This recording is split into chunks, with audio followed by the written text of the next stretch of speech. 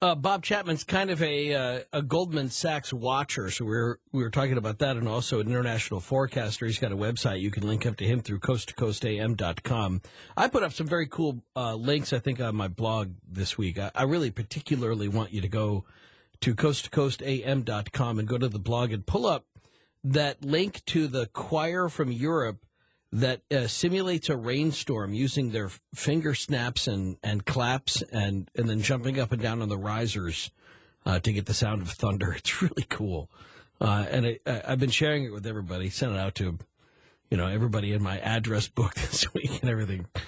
So I'm including you in my address book, if you will, at coasttocoastam.com. Also, we'll cover the other big story, the international forecast from Bob Chapman, and exactly how it may pertain to you and your personal finances next on Coast to Coast AM. This is Ian Punnett.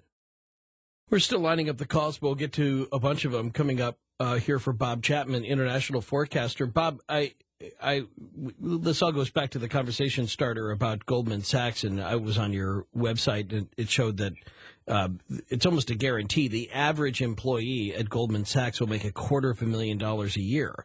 It starts to sound like the mob, that they're able to just divvy up these huge windfalls of profits.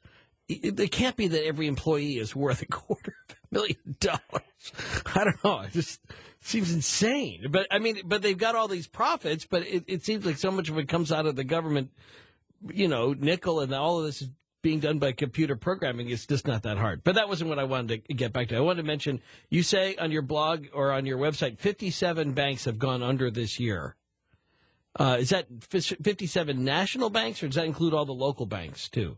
Those are local banks as well. And that figure is now up in the 60s. And we just had 5 go out this weekend. But the unknown that's really going on, and I get this from bankers that I talk to, is that there are many banks that are being absorbed by other banks that are slightly off, slightly in the red, we'll call it. And so there's a lot of absorption going on that you're not hearing about. And incidentally, that's one of the reasons they gave them TARP funds, so they go out and swallow up the XYZ Bank in Podunk, Iowa, right? That nobody ever heard of except the local people that made real estate loans that, as it turns out, they shouldn't have made. And so there's a big consolidation going on in banking that people don't realize. And, of course, the banks that you do hear about are the ones that really none of the other banks really wanted. And they essentially get paid to take them on after they go bankrupt.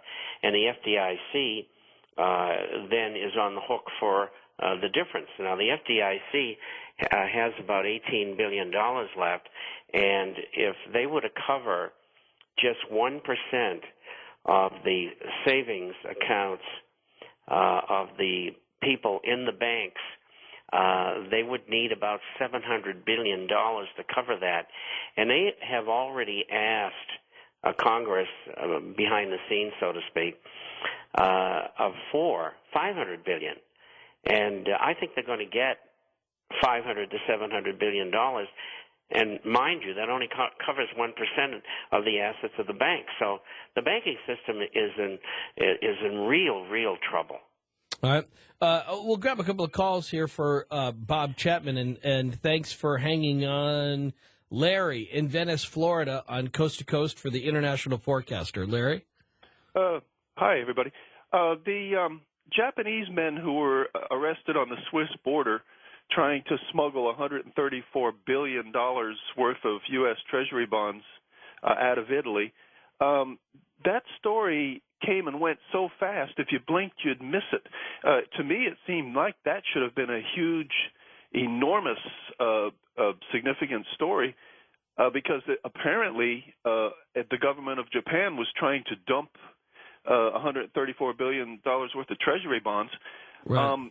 What happened with that story? Where did it go? Bob Chapman, do you know anything about this? Well, I certainly do. And the United States government said that the bonds were bogus. And that essentially ended the conversation. And so that allowed the mainline media to step away from it and forget about it. But, you know, the United States government, like many other governments, usually does not tell the truth. And it could very well have been that the Japanese government was dumping bonds. What the intention was to go over the border from Italy into Switzerland and run them through a Swiss bank in pieces, so that they wouldn't, disrupt the attract market. attention, right? Yeah, but So then I believe that is the story. The Japanese involved messed it up because if they had just gone straight up and gone through the airport in Zurich, I don't think they would have had a problem. But they had to go to Italy and then get on a train that normally, manual laborers get on, which is not the kind of a train or conveyance that the average businessman would be on. And of course, that immediately caught the eye of the customs people, and so that's how they were intercepted. It was dumb.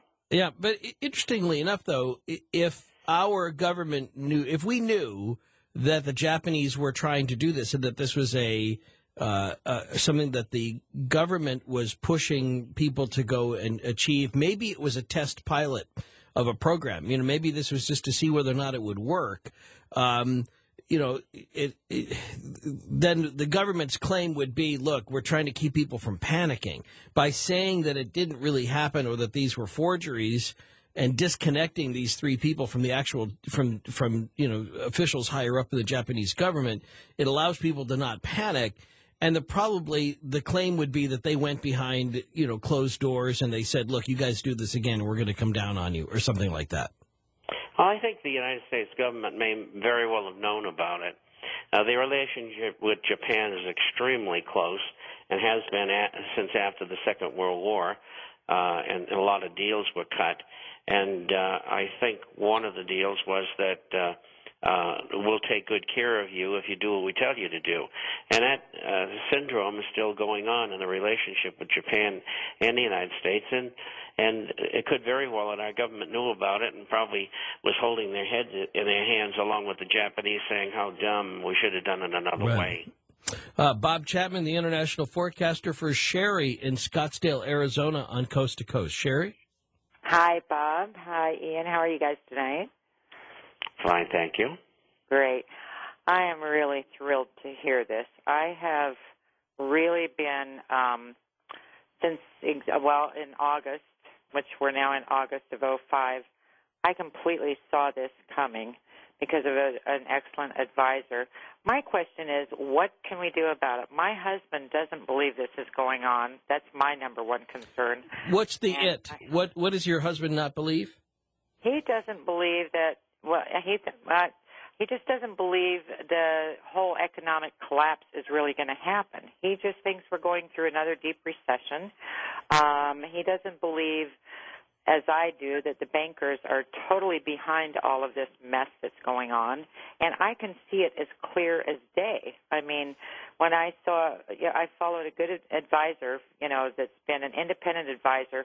And 5 years ago, they were talking about China running around and grabbing up all of the oil companies and all the commodity companies they could get their hands on, and the deals they were doing. And my husband just thinks I'm a conspiracy theorist. I need to get him on board because we're in a threatening position where I really feel we're going to lose everything. And, maybe in the next 4 or 5 years.